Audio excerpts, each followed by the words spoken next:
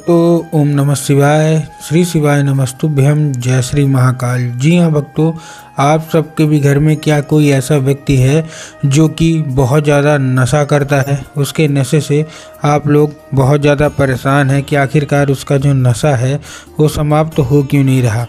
आपने बहुत ज़्यादा प्रयास कर लिया उसके नशे को छुड़वाने के लिए, लेकिन फिर भी उसका जो नशा है वो छूटने का नाम ही नहीं ले रहा है।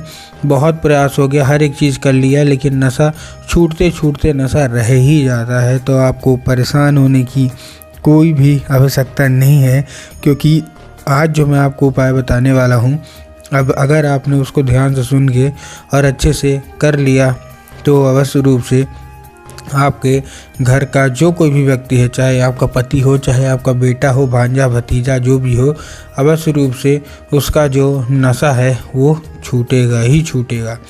ठीक है ना। क्या करना है, कैसे करना है, पूरा मैं आपको बताने वाला हूँ। देखिए, आपको भी पता है कि पूज्य गुरुदेव की जो कथा होती है उसमें लाखों की भीड़ आती है। कैसे भीड़ आती है? लाखों की भीड़ आती है। और जब गुरुदेव की कथा में लाखों की भीड़ आती है तो वहाँ ज़्यादातर जो भक्त होते हैं वो क्या करते हैं, पत्र के द्वारा अपनी इच्छा और अपनी मनोकामना जो होती है वो गुरुदेव तक पहुँचाते हैं। तो अभी गुरुदेव की कथा चल रही थी, आज से 4 से 5 महीना पहले की बात है। गुरुदेव की क्या है, कथा चल रही थी और गुरुदेव की कथा में लाखों की भीड़ आई।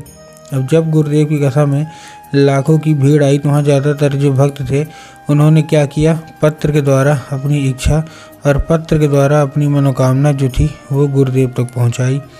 तो अभी गुरुदेव की कथा जैसे ही पत्र पहुँचा और गुरुदेव ने पत्र पढ़ा तो वहाँ गुरुदेव ने देखा कि ज़्यादातर जो भक्त हैं उनकी क्या है, केवल और केवल एक ही इच्छा और एक ही मनोकामना है। क्या कि गुरुदेव, हमारा जो घर का एक व्यक्ति है बहुत ज़्यादा नशा करता है, उसके नशे से हम लोग बहुत ज़्यादा परेशान हैं। हमको समझ में नहीं आ रहा कि आखिर वो जो व्यक्ति है इतना ज़्यादा नशा करता क्यों है।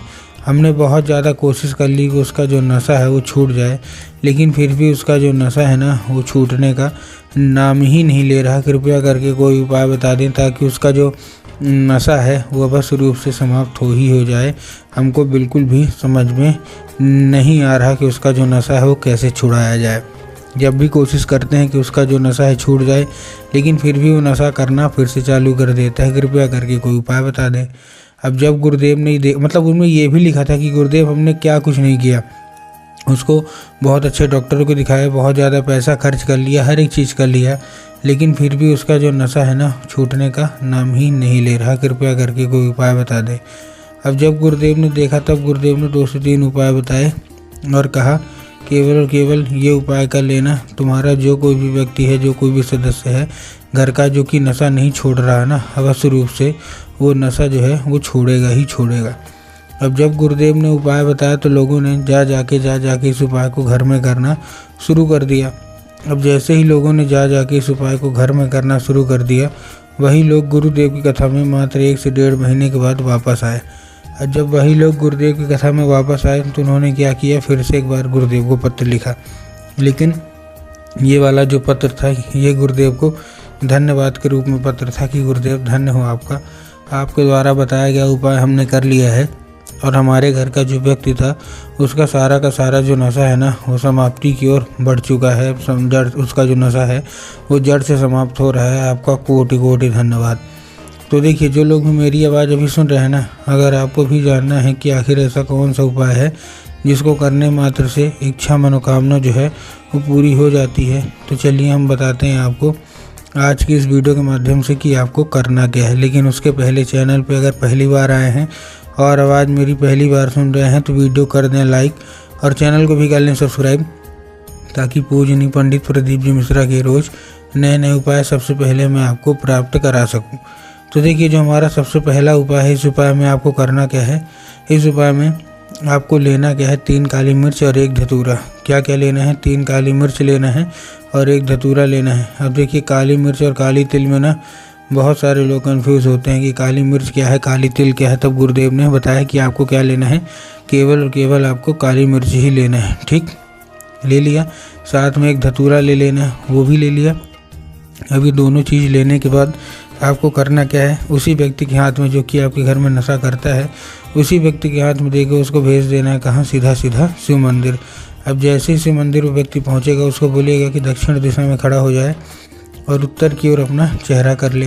अब देखिए दक्षिण और उत्तर में भी ना बहुत सारे लोगों के मन में कन्फ्यूज़न आता कि दक्षिण क्या है उत्तर क्या है। तब गुरुदेव ने बताया जो जलाधारी है, जलाधारी के बिल्कुल बीचों बीच जो जगह होती है वो मतलब शिव मंदिर की, तो वहाँ तो माता सूक्ष्मरी की जगह होती है, लेकिन आपको करना क्या है, जलाधारी जिस मतलब शिव मंदिर के जिधर साइड जलाधारी होती है ना, आपको अपना चेहरा उधर ही साइड करके मतलब खड़े हो जाना है, बस उसको बोल देना है।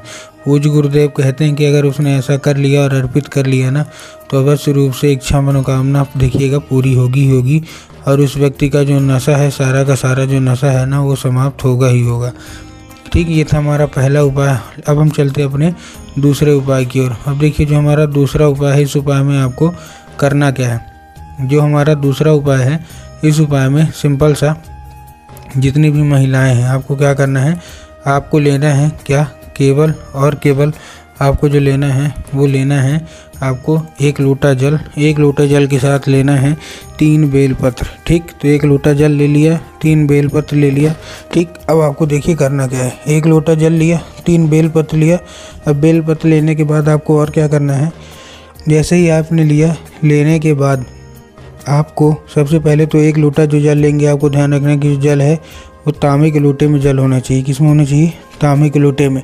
दूसरी चीज़ आपको ध्यान रखना है कि जो जल है वो आपके घर का होना चाहिए।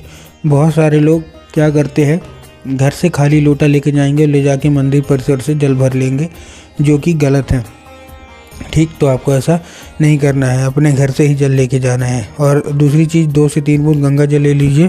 साथ में जो आप बेलपत्र ले रहे हैं, आपको बेलपत्र में ध्यान रखना है कि जो बेलपत्र है वो कहीं से भी कटा फटा या खंडित नहीं होना चाहिए। दूसरी चीज़ आपको ध्यान रखना है कि जो बेलपत्र है वो 1 पत्ती का ही बेलपत्र होना चाहिए। बहुत सारे लोग क्या मतलब 3 पत्ती का होना चाहिए, बहुत सारे लोग 1 पत्ती को ही बेलपत्र मान लेते हैं। आपको भी पता है ये पूर्णतः गलत है, तो आपको ऐसा नहीं करना। ठीक, ले लिया उसी लोटे में अच्छे से। अब आपको वो क्या करना है, वो लेके पहुंच जाना है सीधा सीधा शिव मंदिर। अब जैसे आप शिव मंदिर पहुंचेंगे, शिव मंदिर पहुंचने के बाद उसको क्या बोलना है, केवल और केवल उसको एक ही चीज़ बोलना है कि क्या करना है, बाबा कुंदकेश्वर का नाम लेके अर्पित करिए। और अर्पित करने के बाद उसको औषधि के रूप में मांगिए कि भोलेनाथ कृपया करके हमको इसको औषधि के रूप में प्रदान करिए। अब क्या होगा, अभी औषधि के रूप ले लेगा। तो जैसे ही जलाधारी के साथ जल नीचे आए तो आपको किसी दूसरे पात्र में भर लेना है और उसको लेके आना है घर, और उसी व्यक्ति को 1 से 1.5 महीना पिलाइए। अगर शांति से पी लेता है तो अच्छी बात है, नहीं तो चाय और कॉफ़ी में मिला के पिला दीजिए। 1 से 1.5 महीना पिलाइए, उस व्यक्ति का सारा जो नशा है ना वो समाप्त होगा ही होगा।